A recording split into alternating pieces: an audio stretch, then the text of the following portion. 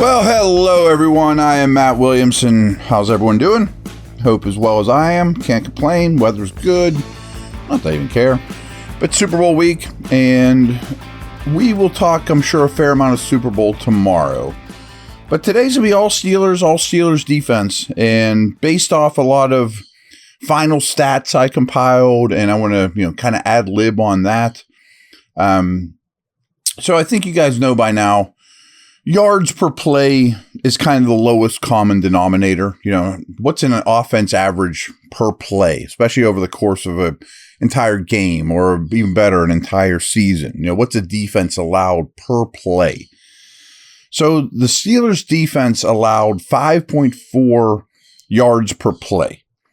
That was tied with the Rams, the Packers, the Bucks, and the Jags.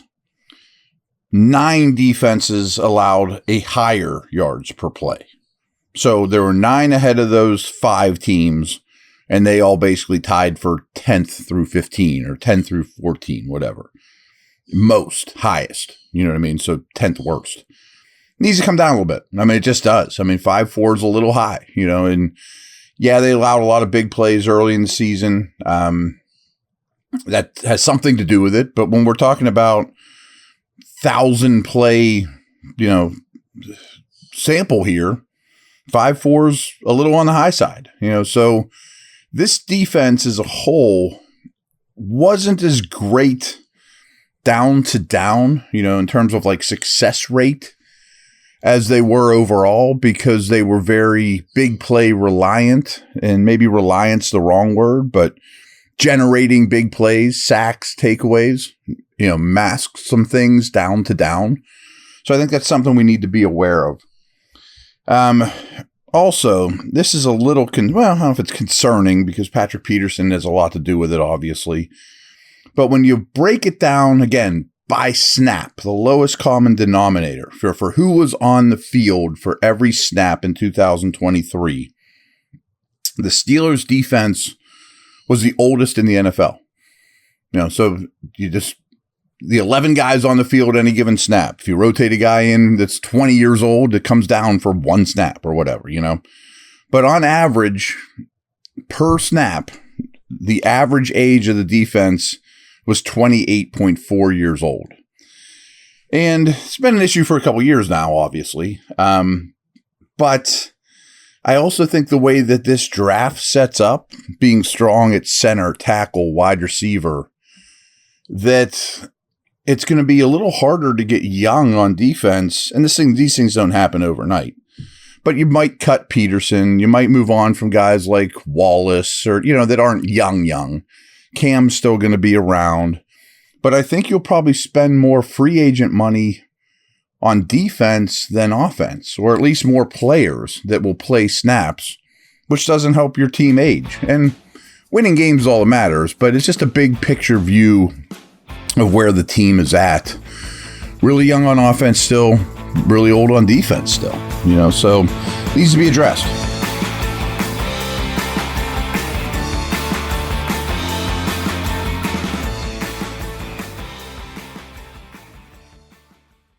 The big game is finally here. BetOnline is your number one source for playoff football odds, stats, trends, and lines. With everything from point spreads to hundreds of player performance props, with dozens of odds, props, and info on hundreds of sports, events, politics, and entertainment, you can access the world's best wagering information anytime from desktop or your mobile device. Head to BetOnline today and stay updated with all the action. BetOnline, the game starts here.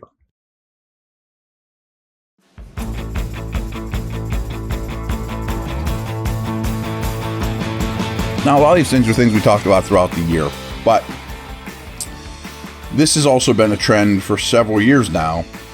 And maybe it's just Tomlin, Austin, the way they want to play, but I don't necessarily approve of it. Pittsburgh's defense was in its base package with 4 defensive backs on the field for 35.5% of their snaps. That's the highest percentage in the league. Now, yeah, they faced the Ravens and some fullback-heavy teams and, not a lot of 4-wide type of teams. But still, you were in your base, your 3-4, the highest percentage in the league. They were in their dime, that's 6 defensive backs, for 23.2% of the snaps, the second highest percentage in the league. Therefore, they're 31st in their use of nickel with 5 DBs, using it just 35.9% of their snaps. I don't like that. I mean, that's telling me that you're either real heavy or real light. And the trend now is if you can stay in nickel and not substitute, you're much better off. You know, like look at the Niners, Warner and Greenlaw. They're 2 every down backers that will never leave the field.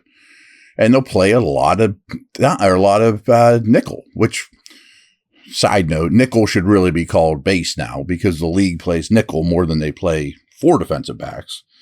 But the fact that you can be manipulated into either being really heavy or really light, I think is a big disadvantage. Some of it's because you're so-so at linebacker, but I mean, it wasn't the whole season that you were riddled with injuries at linebacker either. This has been a trend for years. Now, a stud linebacker would help and make a guy like Holcomb your number 2, but that's also hard to dig up as well. So it's a dilemma. In the second half of games, the Steelers only gave up 7.6 points on average, 3rd best in the league.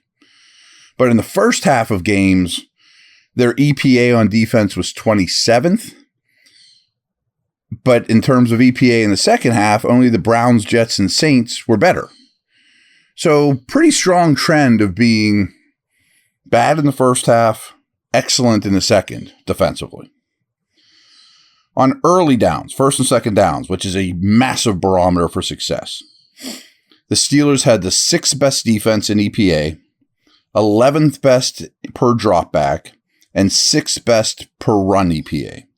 But on 3rd and 4th downs, the Steelers were 16th overall, 10th best in EPA per dropback, 27th in run EPA, which probably correlates with, okay, 3rd and 4th downs, you're probably almost always in dime, as we mentioned before, and teams are running on you. I mean, if it's 3rd and 4 versus dime, we can pick up 5 with a carry, you know, but need to get better in first half of games and on later downs.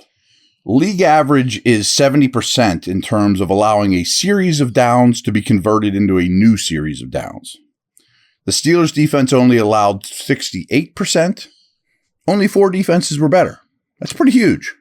Pretty huge. I mean, you wouldn't think 2% would be different, but 70s league average, 68, only 4 defenses were better in that metric.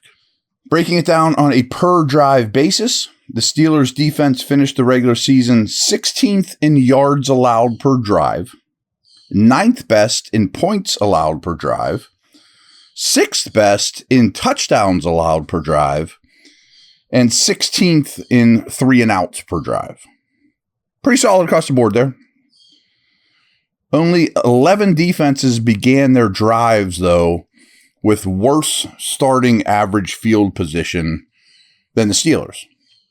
A lot of that is not great punts. It's kind of a smaller aspect of it, but that certainly has something to do with it. Offense ineptitude, you know, your offense goes 3 and out. Well, you're probably going to put the defense in a not great average starting field position situation.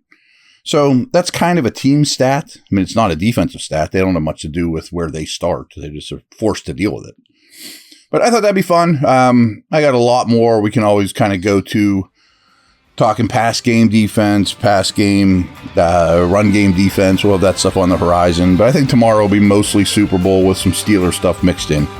All right, take care. Over and out.